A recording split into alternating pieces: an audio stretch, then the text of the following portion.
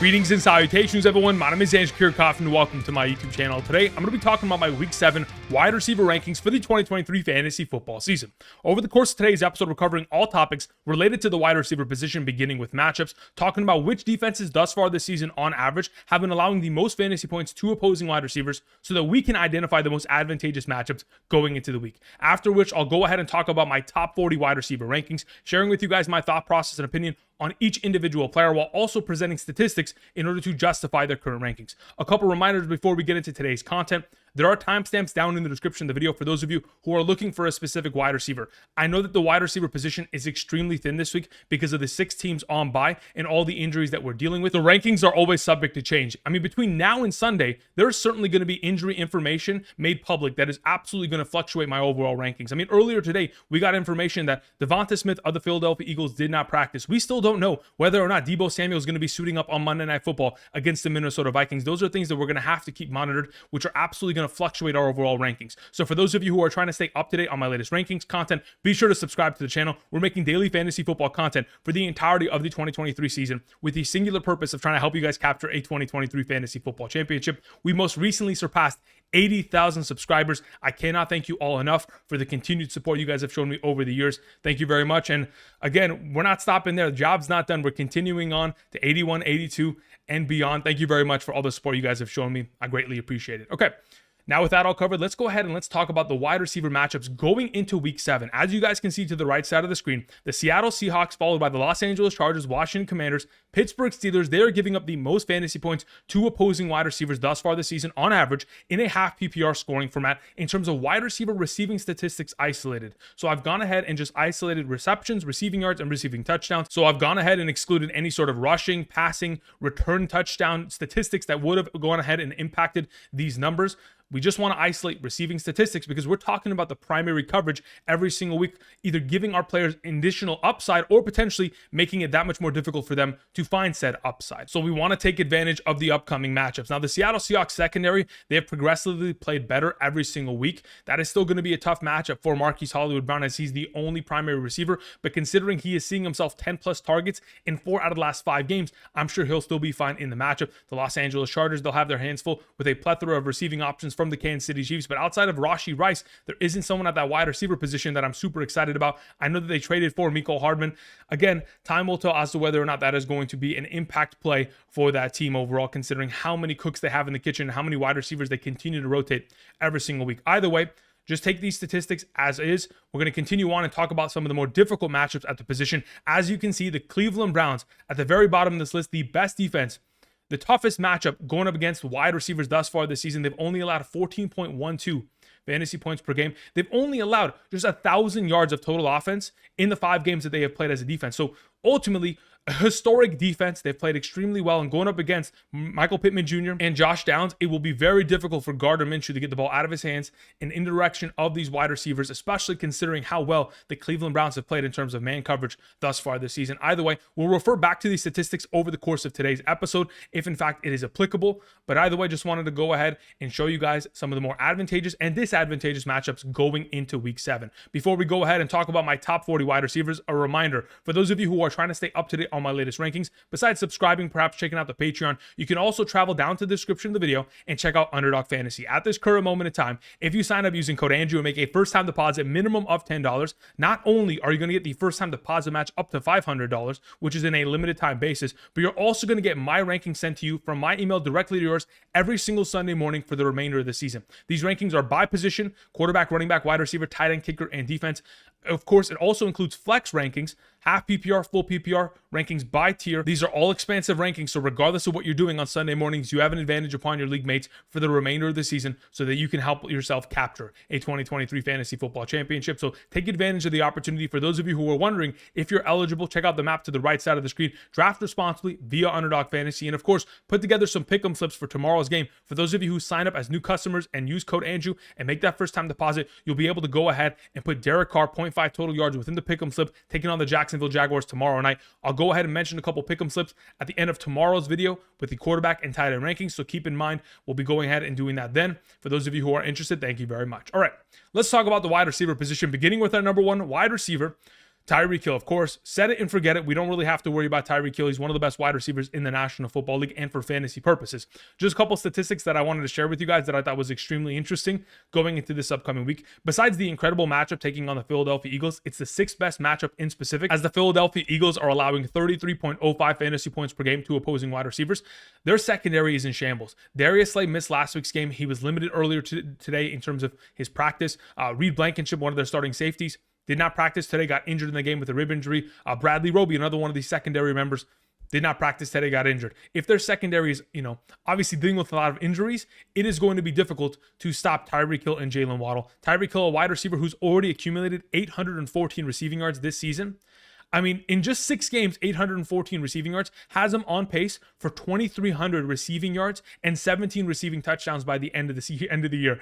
These are ridiculous numbers. Though many of us would assume that he's going to slow down, I don't see that being the case. This is the greatest show on turf or on grass if they're playing at home, and they're not slowing down for anyone in the National Football League. I expect Tyreek Hill to continue his level of success and have himself another big week here.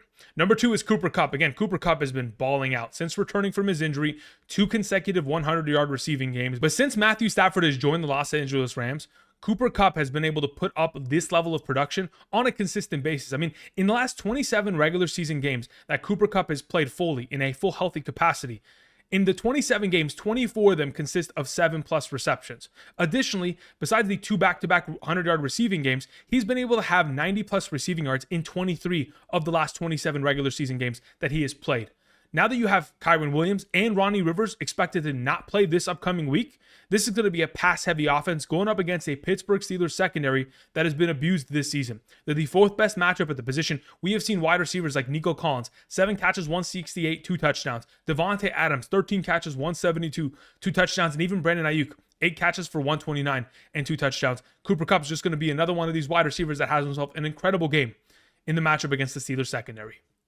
Number 3 is Stefon Diggs. Man, Stefon Diggs continues to play extremely well. And despite the fact that Josh Allen even sustained an early shoulder injury in the game against the New York Giants, we still saw another consecutive game in which Stefon Diggs eclipsed 100+ receiving yards. In 5 of his last 6 games this season, he has eclipsed 100 receiving yards, coming off of a week in which he had 16 targets and 10 receptions. Incredible numbers across the board, even though he wasn't able to find the end zone. With the matchup this week taking on the New England Patriots, we look back to 2022 and the performances that Stefon Diggs had against the secondary.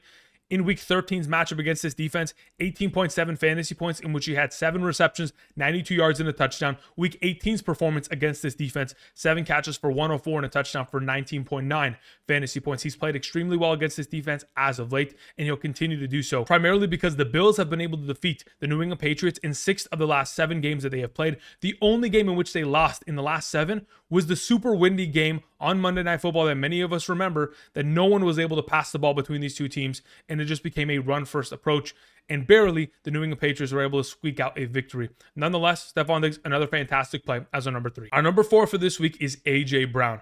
Similar to Stefon Diggs, this is another wide receiver that is having consecutive performances of 100+ total receiving yards. In fact, A.J. Brown has had himself 125+ receiving yards in 4 consecutive games, and he's only getting better as the season progresses. Now that we're hearing rumors that, of course, DeVonta Smith is dealing with an injury. He did not practice earlier today. We know that Dallas Goedert dealt with an elbow injury last Sunday. There is an expectation that this team may not have their receiving options available. And if A.J. Brown's going to be the only primary threat out there, of course, his target opportunity is going to be incredible. We know that they signed Julio Jones. He's not going to be participating in this upcoming Sunday's game. And even if he is, it's a very limited overall capacity. Taking on the Miami Dolphins is the 11th best matchup at the position. They're allowing over 30 fantasy points per game to opposing wide receivers. And we know that the Miami Dolphins, they're the best offense in the National Football League, scoring over 20 points per game in the first half alone, while the Philadelphia Eagles are just about scoring 13.5 points per game in the first half. If we're expecting a negative game script, passing heavy, A.J. Brown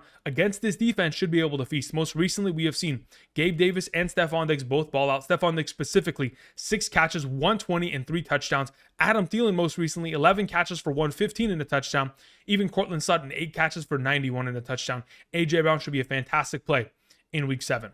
Our number 5 is Keenan Allen. Keenan Allen has been balling out as of late, and even though Justin Herbert overthrew him in 2 different instances on Monday night, which absolutely could have led to an additional 40, 50, 60, maybe 70 receiving yards, those overall opportunities, he really did snap a couple ankles there from the secondary members of the Dallas Cowboys and was running free. Unfortunately, a couple overthrown passes does not allow Keenan Allen to surpass 18 fantasy points in a half PPR scoring format, but we're going to take those overall points nonetheless. He takes on the Kansas City Chiefs this week. This should be a high scoring game considering between these two teams, since Justin Herbert has been the starting quarterback of the Los Angeles Chargers, it has always been shootouts of 20 plus points on each side of this matchup. So of course, Keenan Allen coming off of a hot hand and already thus far this season has been balling out and finding a lot of upside within the red zone. The expectation is another big game. In the last 6 games in which Keenan Allen with Justin Herbert has taken on the Kansas City Chiefs, he's averaging 15.1 fantasy points per game and has scored 4 touchdowns in the last 6 games against that defense. And like I was mentioning earlier,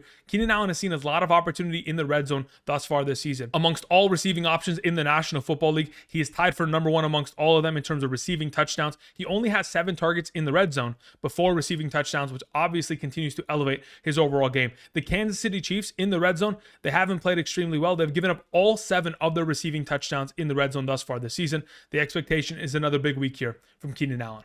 Our number 6 is Amon-Ra St. Brown. He is coming off of an unbelievable performance. 12 receptions, 120 plus receiving yards, and a receiving touchdown thanks to the block downfield by Craig Reynolds. Again, I mean, this is an offense that is continuing to prove every single week, regardless of injuries, they can ball out. One week it's without Amon-Ra and Jahmyr Gibbs, and the next is without David Montgomery, yet they continue to ball out. This upcoming week, again, we're expected to miss David Montgomery. We know that Craig Reynolds did not practice earlier today. We know that Jahmyr Gibbs was at a limited capacity. There may be a chance in which the running back position for the Detroit Lions just doesn't exist this upcoming week. And if that's going to be the case, they're going to have to throw the ball heavily against the Baltimore Ravens, a pass-heavy offense against Baltimore secondary, who in many instances already thus far this season has not played well. The expectation is a lot of upside. Earlier this season, in the game in which David Montgomery missed due to the injury, we obviously saw Amon-Ra St. Brown carry this team with 9 catches on 12 targets for 102 receiving yards. The expectation is another big performance out of him this upcoming week. Moving on to our number 7, we have Brandon Aiyuk, the thumbnail of today's video. There is a situation with the San Francisco 49ers based on the fact that they are dealing with a bunch of injuries. Again, besides Christian McCaffrey, they also have Deebo Samuel dealing with injuries. If in fact both of them are not to suit up on Monday Night Football, Brandon Aiyuk is going to be an incredible player. I mean, we go back to week 4 against the Arizona Cardinals. In that game, Deebo Samuel was utilized as a decoy for majority of the game because he was dealing with a rib injury. In that contest, Brandon Aiyuk, 6 catches, 148 receiving yards. There is an expectation going up against the Minnesota Vikings, who are the 5th best matchup at the wide receiver position, who are allowing nearly 34 fantasy points per game to opposing wide receivers in a half PPR thus far this season, that if in fact Deebo Samuel is going to be a decoy, Christian McCaffrey is not going to play, Brandon Aiyuk should be balling out and having himself another big performance in the given week. Our number 8 is Jaylen Waddle. Like I mentioned earlier in regards to Tyreek Hill, this is an extremely advantageous matchup, specifically the 6th best matchup at the position. Besides the fact that Darius Slay, Reed Blankenship, and Bradley Roby are all dealing with injuries in the secondary of the Philadelphia Eagles, we're talking about one of the best offenses in the National Football League who are just going to pour it on, who are going to continue to try to force, of course, the Philadelphia Eagles to try to cover Tyreek Hill as much as possible. And when they do, and they try to double, triple team him, Jaylen Waddle will find himself open. This is the 2nd consecutive week in which he has seen a target expansion within this offense. You go back to week 5, 10 targets, week 6, 9 targets. Obviously, he has scored a touchdown in each of the last 2 games. Without Devon Achane in this lineup, there is more opportunity for touchdowns for other receiving options within this offense, even though a guy like Raheem Mostert scored 3 touchdowns this last week, and Salvon Ahmed even found himself in the end zone. That's 4 touchdowns to running backs. If in fact the running game isn't as potent this upcoming week, I'm expecting Tyreek Hill and Jaylen Waddle to both have themselves incredible performances in the given game. Number 9 is Puka Nacua. The expectation going up against the Pittsburgh Steelers, like we mentioned with Cooper Kupp, is that this secondary is not going to be able to cover. Again, the Pittsburgh Steelers are the 4th best matchup at the position. They've given up 8 catches for 129 and 2 touchdowns to Brandon Aiyuk, 13 catches for 172 and 2 touchdowns to Davante Adams, and 7 catches for 168 and 2 touchdowns to Nico Collins. If it wasn't for the fact that Puka Nacua dropped a touchdown early in the first half of that game against the Arizona Cardinals, I mean, again, he would have had a double-digit performance and probably could have seen himself even more overall opportunity in the second half. But in the second half, it turned into a, hey, we cannot successfully pass the ball. We need to go ahead and establish the run, and that's exactly what they did. In the first half of that game, the Los Angeles Rams ran the ball with their running backs 3 times. In the second half, they ran it 24 times and obviously dominated in the second half because of the overall efforts of Kyren Williams. Now, without Kyren Williams and Ronnie Rivers in this upcoming game, it's going to be a pass-heavy attack against the Steelers defense, which obviously won't be able to cover both Cooper Kupp and Puka Nacua. Number 10 is Mike Evans. Again, Mike Evans thus far this season, when healthy, has seen a huge target opportunity. 38 targets in the last 4 healthy games he has played within this offense. And even though he's coming off of an underwhelming performance against the Detroit Lions secondary that obviously has been dealing with their fair share of injuries, Mike Evans did drop a couple key passes in that game, and I'm sure he'd like those back. But ultimately, when the Tampa Bay Buccaneers have played against elite teams, either the Philadelphia Eagles or the Detroit Lions, they do not perform well. Neither does Baker. But when they have played against, mediocre NFC teams, like their upcoming matchup against the Atlanta Falcons, they have played extremely well.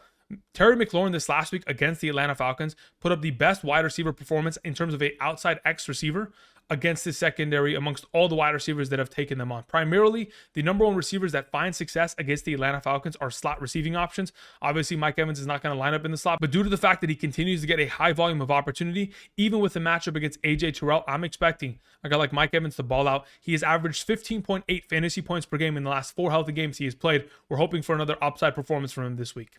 Number 11 is DeVonta Smith. Like I mentioned earlier, we got information earlier today that DeVonta Smith missed today's practice with a hamstring injury. If in fact he is not going to be available and he's not going to play, so be it. He's out of the rankings and we'll adjust accordingly. But if in fact he does play, like I mentioned with AJ Brown, there is an expectation that this team is going to be in a boat race situation. The Miami Dolphins are going to try to score as many points as possible, as they typically do. They average nearly 21 points per game in the first half, while the Philadelphia Eagles nearly average 14 points per game in the first half.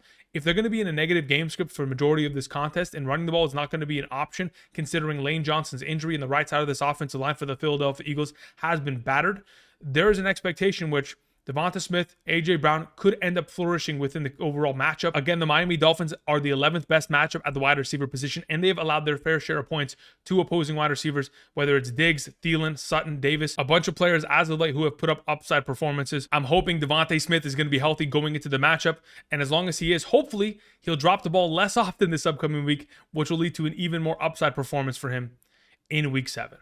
Number 12, we have Chris Olave. Chris Olave should be good to go. Again, he's the number one receiving option of this offense. They take on a Jacksonville Jaguars secondary that is an advantageous matchup, specifically the 9th best matchup at the position, as they're nearly allowing 32 fantasy points per game. Most recently, we've seen Stefon Diggs, 8 catches, 121 and a touchdown. Gabe Davis in that same game, 6 catches for 100 and a touchdown. Drake London scored a touchdown against his defense. Tank Dell went for 145 and a touchdown. Michael Pittman Jr. went for 9 catches and 109. Josh Downs scored a touchdown against his defense. The secondary of the Jacksonville Jaguars is their primary weakness. And if that's going to be the case on Thursday Night Football, the expectation is that Chris Olave should have himself a great game. He is currently commanding a 26.5% target share. He currently has a 15.1 ADOT, that's average depth of target down the field. Amongst all receiving options in the National Football League, he is number 1 in terms of most targets, 20 or more yards down the field. He has 18 targets in that overall category. As long as they continue to stretch the field with him, of course, an upside week will be in line for week 7. Number 13, we have Davante Adams. Now, the reason why I have Davante Adams this low is because primarily we're not expecting that Jimmy G is going to play. He did not practice earlier today. He left the game and went to the hospital on Sunday. If we're going to see Aiden O'Connell or Brian Hoyer as the starting quarterback of the Las Vegas Raiders this upcoming week, I'm not expecting much. Even though in week 4 against the Los Angeles Chargers, an extremely advantageous matchup, Aiden O'Connell was only able to send the ball in the direction of Davante Adams 13 times for 8 catches, 75 receiving yards. For an average wide receiver, that's a solid week. But for Davante Adams, we want far more upside. And especially considering they're taking on the Chicago Bears, the hope would be that he would get a high volume of targets, find the end zone, and be an incredible player. He is a stud enough option that regardless of who's playing quarterback, he is going to be relevant for fantasy purposes. But I just want to be safe considering Jimmy G is not going to be active. And even though with Jimmy G in the last 2 weeks, we've only seen Davante Adams put up 6 catches for 74 yards and 10 fantasy points. My concern is this offense is using Davante Adams oftentimes as a decoy in order to open up opportunities for Jakobi Meyers. Our number 14 for this week is DK Metcalf. DK Metcalf is coming off of a lackluster performance, 4 catches for 69 receiving yards on 10 total targets. A couple of those targets could have been touchdowns, but unfortunately, the Seattle Seahawks, they blundered in the red zone this last week. They were 1 for 5 in the red zone and 1 for 4 on goal-to-go situations. The opportunities that they had to win against the Cincinnati Bengals were plentiful, but unfortunately, they were not able to act upon said opportunities. There were, in fact, 2 red zone targets that were in the end zone for DK Metcalf Unfortunately, both of them overthrown. Metcalf could have had himself 2 touchdowns within that overall game, which would have made him an extremely fantasy relevant option, but hopefully he's holding it for this upcoming week, taking on the Arizona Cardinals. It's the 7th best matchup at the position. We just saw Cooper Kupp 7 catches, 148 and a touchdown. Jamar Chase 15 catches, 192, 3 touchdowns. Brandon Aiyuk 6 catches for 148. We have seen wide receiver ones dominate against the secondary, and hopefully DK Metcalf can leave his lackluster performance of last week behind and have himself an upside performance this week against a division rival. Number 15 is Zay Flowers. He's playing extremely well, and luckily he was able to finally score his first touchdown of his career. Now, going up against the Detroit Lions, the expectation is that this secondary, even though they've been dealing with a lot of injuries, they're still playing extremely well. So it's going to be tough for Zay Flowers, but nonetheless, this is going to be a matchup in which Lamar Jackson has to throw the ball for majority of the game. It is impossible to run the ball against the Detroit Lions. They are the best run-stopping defense in the National Football League, and the only way in order to move the ball in this defense has been through the air. Again, we just most recently saw Chris Godwin, 6 catches for 77. Thielen, 11 catches for 107 and a touchdown. Lockett, 8 catches, 59, 2 touchdowns. And Romeo Doubs, 9 catches for 95 against the Detroit Lions secondary. The expectation is that Zay Flowers should be able to step up, considering he is garnering nearly a 28% target share compared to Mark Andrews, who only has a 22.5% target share since coming back from his injury in week 2. Zay Flowers is the number 1 receiving option of this offense, taking on a team in which you cannot run the ball against. I would expect Zay Flowers to have himself another consecutive week of double-digit targets and have himself a great fantasy performance. Number 16 is Christian Kirk. Christian Kirk has played extremely well. In the last 5 games, he has put up 11 plus fantasy points in each of those weeks in a half PPR scoring format. In terms of where he's ranked, in terms of those overall 5 performances, wide receiver 20, wide receiver 25, wide receiver 21, wide receiver 22, wide receiver 22. The expectation would be to rank Christian Kirk as wide receiver 20 because that's where he has been hanging out over the course of the last 5 weeks. But his consistency of play leans me in a direction where I want to rank him higher because I know he's going to reach that level of upside in comparison to some of these other wide receivers where, quite frankly, I just don't know if they're going to be able to consistently produce on a weekly basis. On top of the fact that Christian Kirk takes on the New Orleans Saints on Thursday Night Football, we know that Trevor Lawrence is dealing with an injury. But if in fact Trevor Lawrence plays, this is going to be a great week for Christian Kirk. He takes on Alontae Taylor, the primary nickel cornerback of the New Orleans Saints. Amongst all slot cornerbacks in the National Football League, Alontae Taylor has given up the most targets, receptions, receiving yards, and receiving touchdowns to opposing slot wide receivers. The expectation is that Christian Kirk should have himself an incredible week in week 7. Our number 17 is Terry McLaurin. Terry McLaurin was not in this rankings conversation last week because I was extremely worried about the matchup against AJ Terrell. Yet Terry McLaurin had himself a great week. 6 catches, 81 receiving yards on 11 total targets. Again, as long as he continues to see a high volume of target share, that's all we want. I mean, in 2 out of the last 3 games, Terry McLaurin has had 10 plus targets and 80 plus receiving yards. If we can continue that momentum going up against the New York Giants, of course, he's going to have himself a great performance because against these division rivals, Terry McLaurin always shows up and balls out. In the last 7 career games he has played against the New York Giants, he is averaging 15.43 fantasy points per game. In every single one of those 7 contests against the Giants, he has been able to produce 10 or more fantasy points. We have most recently seen wide receivers like Hollywood Brown, 6 catches, 54 and a touchdown. Stefon Diggs, 10 catches for 100. Tyreek Hill, 8 catches for 181 and a touchdown. DK Metcalf found the end zone. Deebo Samuel, 6 catches, 129 and a touchdown. Wide receivers ball out against the secondary. Terry McLaurin, I mean, he's on a mission every time he takes on the New York Giants. Once again this week, should have himself a great performance. Number 18 is Amari Cooper. Is it me or does Amari Cooper always step up his overall play when he's playing with a backup quarterback? Whether it's PJ Walker this last week or Jakobi Brissett last season, I mean, that is when Amari Cooper has found himself incredible upside, coming off of a week in which he had 4 receptions for 108 receiving yards in a game in which we truly did think that the Cleveland Browns would have a tough time moving the ball. Yet, Kevin Stefanski thought it was a great idea to allow PJ Walker to throw the ball 30 plus times. If they're going to continue to do that this upcoming week in Indianapolis, there's no weather concerns. There's no weather conditions impeding on the passing attack of the Cleveland Browns, and PJ Walker is going to be starting. You go up against the 12th best matchup at the wide receiver position with a wide receiver like Amari Cooper, who has had himself 90 plus receiving yards in the last 3 games that he has played with a decent quarterback, whether it be, of course, PJ Walker and or Deshaun Watson. The expectation would be a great matchup. The most recent wide receiver performances against the Indianapolis Colts: D-Hop, 140 receiving yards on 8 catches. Puka, 163, 9 catches and a touchdown. Nico Collins, 7 catches, 146 and a touchdown. Tank Dell that same game, 72 and a touchdown. Ridley earlier this season, week 1, 101 and a touchdown. There have been a lot of great performances. Amari Cooper, hopefully, will have himself another upside week here. Our number 19 is Calvin Ridley. Speaking of Calvin Ridley, I know I just mentioned that in week 1, he had a great game against the Indianapolis Colts, but most recently, last week, week 6, against the Indianapolis Colts was a no-show. 8 targets, 4 catches, 30 receiving yards. Relatively unfortunate, but let's just take into account the game script was not in line for a pass-heavy attack in the second half. At one point in the third quarter, the score of that game was 31-6. So there wasn't an expectation for this team to have to push the ball down the field consistently in the second half because they had such a commanding lead upon the Colts. Due to that, of course, another lackluster performance from Calvin Ridley. Nonetheless, they take on the New Orleans Saints on Thursday Night Football.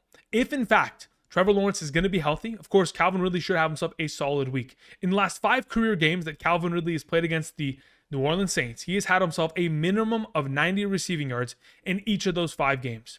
The hope is that, of course, he's familiar with this secondary, familiar with Marshawn Lattimore, and if he's going to be matched up against him, he could have himself an upside performance, but it all is going to be based on whether or not Trevor Lawrence is healthy and available for Thursday Night Football. Moving on to our number 20, we have Christian Watson. Christian Watson, again, in the last 2 performances that we have seen him, 9.5 fantasy points, 10.1 fantasy points. Most recently, when we saw him take on the Las Vegas Raiders prior to the bye week, had himself 7 targets, 3 receptions, 91 receiving yards. In that game, had a 26.7 average depth of target.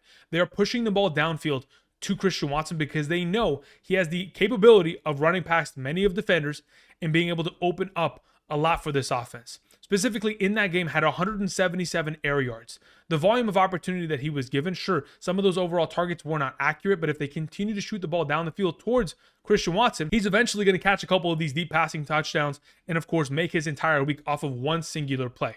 They take on the Denver Broncos. Again, it's the 16th best matchup. Patrick Surtain is the expected, cornerback that is going to be covering Christian Watson. But even with, him covering guys like Tyreek Hill, DJ Moore, Jakobi Meyers this season, we have seen these wide receivers ball out. I mean, Tyreek Hill, 9 catches, 157 and a touchdown.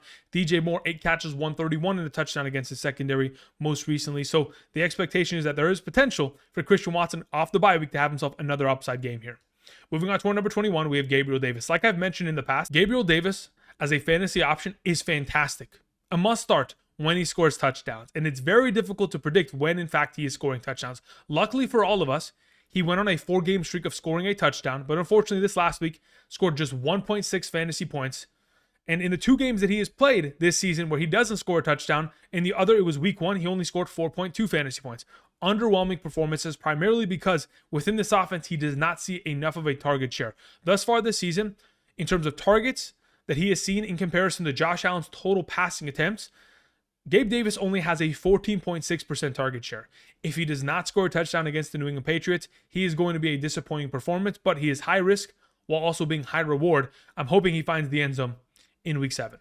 Our number 22 is Jordan Addison. We would think that in the absence of Justin Jefferson, Kirk Cousins is going to send the ball in the direction of Jordan Addison at a higher capacity, but that was not the case. Despite the fact that Jordan Addison is coming off of a week in which he played the highest percentage of overall offensive snaps in a singular game, the expectation would be that, okay, maybe he's going to see himself double-digit targets. That was not the case.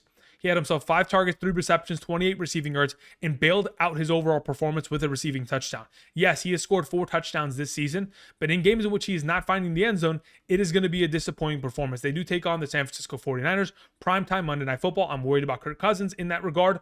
But nonetheless, one of the biggest concerns, similar to Gabe Davis, and now with Jordan Addison, both these guys scoring touchdowns, being fantasy relevant in those capacities. But Jordan Addison, thus far this season, weeks 1 through 6, only has a 14.5% target share within this offense. That number needs to continue to increase in order for him to be a more consistent fantasy option so that we can rely upon him in these difficult matchups. Our number 23 is DJ Moore. Now, for those of you who are worried about the absence of Justin Fields, let me give you a reminder.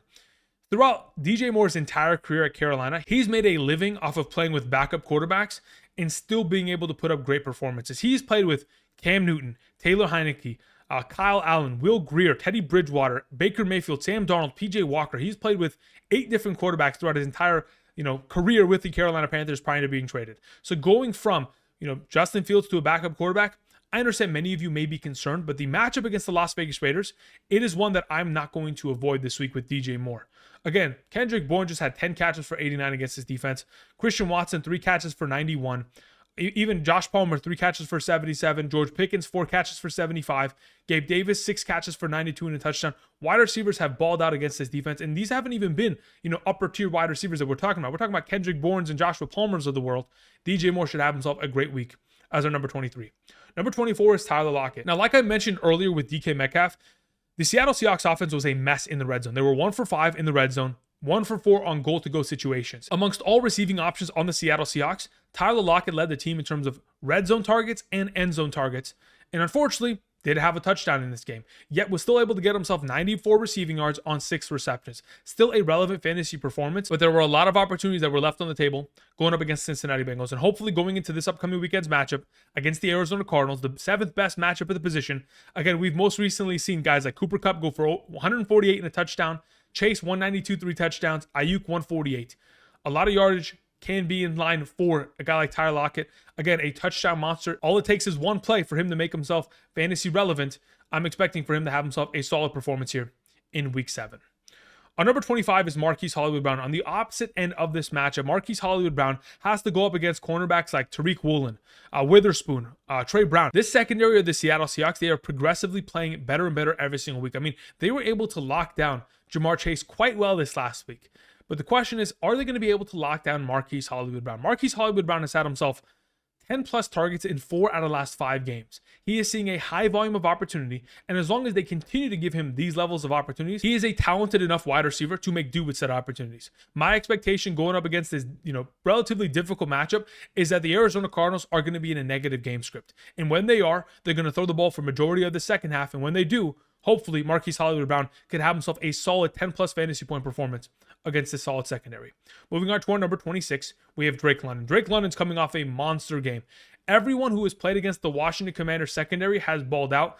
We're going to have to wait and see whether or not guys like Wan'Dale Robinson, Isaiah Hodgins, Jalen Hyatt, and or Darius Slayton can produce.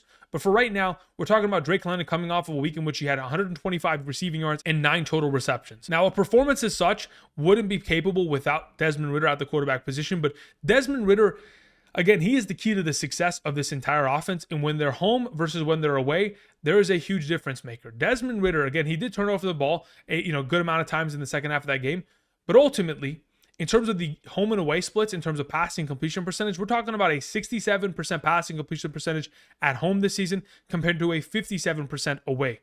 That's a huge difference, ultimately. And I understand they take on the Tampa Bay Buccaneers, and the way to move the ball on them is to pass against the secondary. We most recently saw that with the Detroit Lions offense. Amon-Ra, Josh Reynolds, of course, Jameson Williams, all playing well. The hope would be that, of course, Drake London could have himself another big performance here. Last year, Week 18 against the Tampa Bay secondary, 6 catches for 120 receiving yards with Desmond Ridder at quarterback. If in fact Desmond Ridder can get past the fact that this is an away game, hopefully he'll be able to take advantage of the 8th best matchup on hand for Drake London, who again has been playing extremely well thus far this season, and since week 2 has been in the top 24 conversation of the wide receiver position quite often.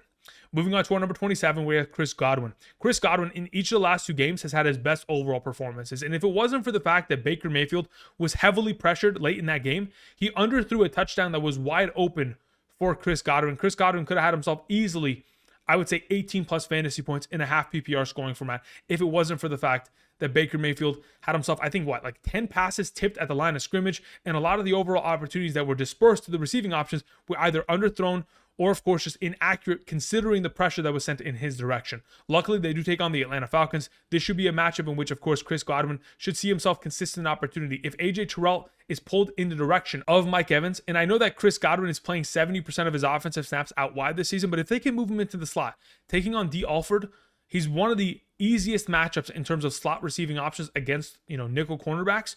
The hope would be that Chris Godwin can perhaps this week play in the slot a little bit more, and if in fact they allow him to do so, have himself an upside performance. Moving on to our number 28, Jakobi Meyers. If Jimmy Garoppolo is not playing, I cannot play Jakobi Meyers with confidence. In the last 4 games in which Jakobi Meyers has played with Jimmy G this season, he's averaging 17.05 fantasy points per game. He would be in the A tier of my rankings if in fact Jimmy G was active this week. And there's still a chance that he could be, because in the last 4 games he has played with Jimmy Garoppolo while healthy, he is ranked as wide receiver 3, wide receiver 12, wide receiver 31, and wide receiver 10 in those 4 games in a half PPR scoring format.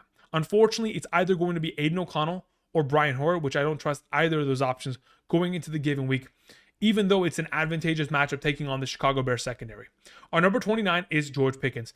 This is another wide receiver that has had himself upside performances, but it's very difficult to trust the Pittsburgh Steelers offense, especially considering they're taking on the LA Rams secondary that has played extremely well thus far this season. We know that Diontae Johnson will be returning from the injured reserve, which may shove the number 2 cornerback onto George Pickens for majority of the game. If that's going to be the case, he'll have even more opportunity. But unless they're going to check Randy at the line of scrimmage and just continue to throw up passes in direction of George Pickens, it's going to be difficult for him to have an upside performance unless he's making a big play down the field in one-on-one coverage.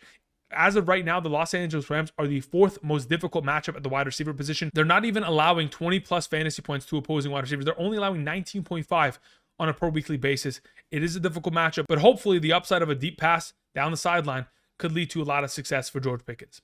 Moving on to our number 30, we have Deebo Samuel. As of late, I've been calling him Decoy Samuel because I think that's how he's going to be utilized on Monday. Again, we won't know whether or not he's going to be at a full capacity until we get to Saturday. That'll be the final practice that they log. If you can get a full participation by Saturday, I'm going to be confident playing him as a top 24 option. But if that's not going to be the case, he will continue to be Decoy Samuel, and it will be a Brandon Aiyuk kind of game, even in the absence of Christian McCaffrey, in which we could see Deebo Samuel get utilized in the backfield as a running back. I don't think that'll be as likely if, in fact, he is not fully participating and healthy going into the given week. All right, moving on to our number 31, we have Courtland Sutton. You know, as much as I continue to expect that Jerry Jeudy is going to be the guy, Jerry Jeudy is going to finally find himself his stride coming off of the injury from this offseason, Courtland Sutton just continues to be the player that we just have to continue to play. 4 out of the last 6 weeks, he has scored a receiving touchdown, and he's going to continue to be fantasy relevant for us. Then, by all means, he's going to be in my starting lineup. I mean, even though he does take on a very difficult matchup, taking on the Green Bay Packers secondary with Jair Alexander active coming off of the bye week, healthy, ready to go, it will be a difficult matchup. But I mean, when they're getting down into the red zone, Courtland Sutton continues to get targets from Russell Wilson as the plays are designed to get him the ball on a consistent basis. As of right now, he's a wide receiver that I'm trusting because he is consistently scoring a high volume of fantasy points.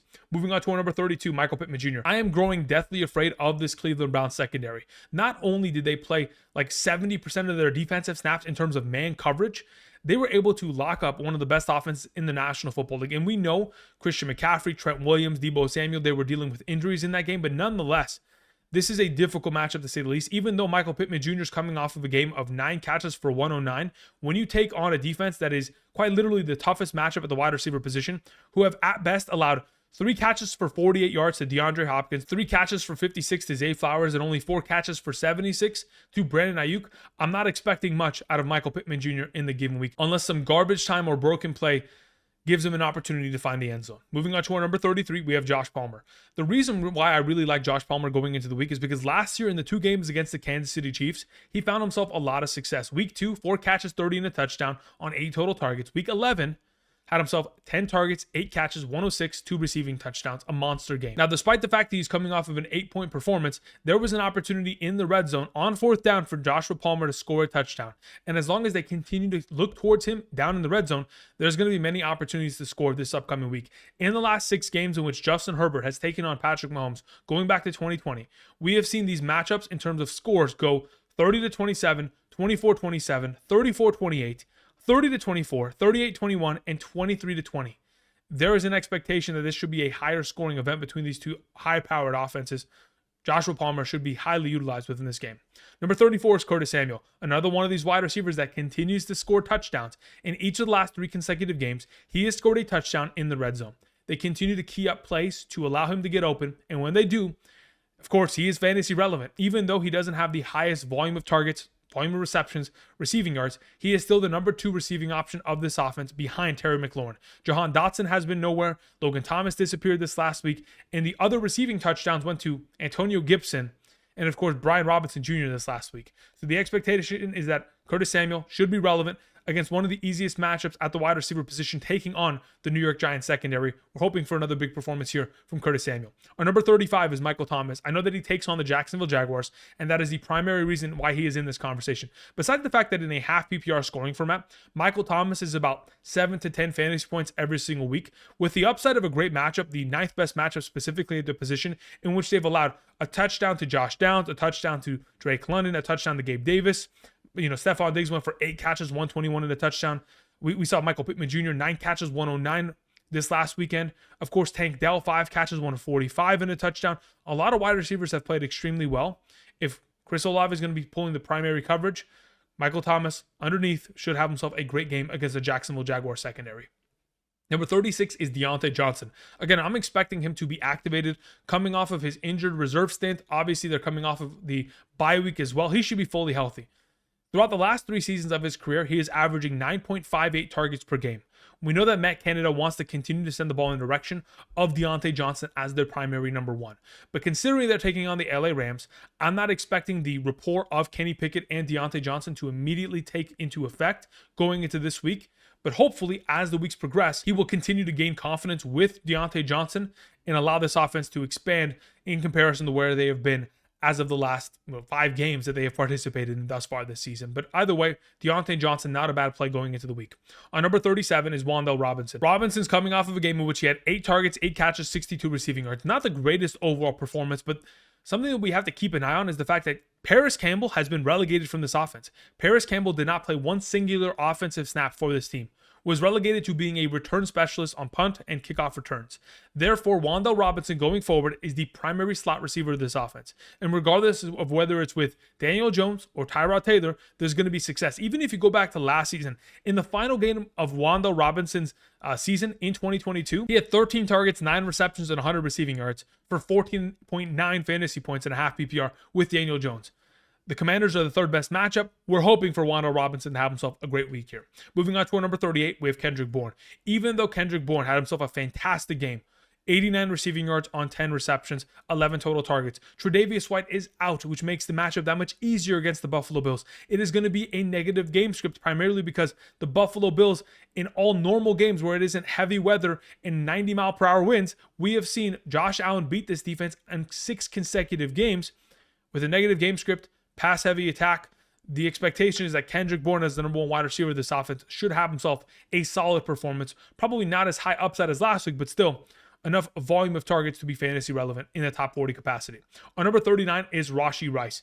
We know that McCole Hardman was traded for earlier today, and he is certainly going to play an impact in the red zone, which will certainly hurt guys like, Kadarius Toney. But as to whether it's going to affect Rashee Rice, that is to be determined. When you go back to last week's game against the Denver Broncos, there were 5 different wide receivers in this Kansas City offense that played 40 or more % of the offensive snaps. That is extremely concerning. When you have 5 wide receivers splitting nearly 40% each, you're not really going to find one singular player that is going to have himself extreme upside because they're continuing to rotate every single drive. That being said, Rashee Rice, of all the wide receiver options, has been the most relevant over the course of the last 3 weeks. And hopefully, considering they're taking on the 2nd best matchup at the position against the Los Angeles Chargers secondary, Rashee Rice could be of relevancy. Moving on to Josh Downs at number 40. Like I mentioned earlier, I am highly concerned about the one-on-one coverage against the Cleveland Browns. Newsome, their primary nickel cornerback, has played extremely well in terms of coverage, man-to-man coverage, and he probably is going to lock up Josh Downs. It's going to be up to whether or not Gardner Minshew at home is going to be able to find some upside, but going up against a historically great defense, it is a tough matchup to say the very least. Therefore, we're going to leave it as such and have Josh Downs as our number 40. The final player that I wanted to mention is Josh Reynolds / Jameson Williams because of the following. If, in fact, Jahmyr Gibbs, Craig Reynolds, and David Montgomery all miss this game, I would probably fire up all of the receiving options, including Sam Laporta of the Detroit Lions. So that would be Amon-Ra, Sam Laporta, Josh Reynolds, and Jameson Williams. I would fire them all up in the expectation that Jared Goff completely torches this secondary. Time will tell. We'll keep that in mind. Obviously, Craig Reynolds did not practice earlier today, which does not help his overall upside, and Jahmyr Gibbs is still limited with that hamstring injury that could be a setback. If all of that takes place, Josh Reynolds, Jameson Williams, keep in mind, they could absolutely be great options going into the game week. But that's going to cover it for me today. Thank you, everybody, for watching. Again, another one of these long videos in which we talk about 40+ wide receivers, but hopefully you guys enjoyed today's content. Click the like button, subscribe if you have not yet already, support the channel. Again, we are on our way to now 81,000 subscribers. Every new member of the community counts, so thank you very much for all the support. I'll be back tomorrow with quarterback and tight end rankings. Until then, thank you everybody for watching, and I'll see you guys. Peace.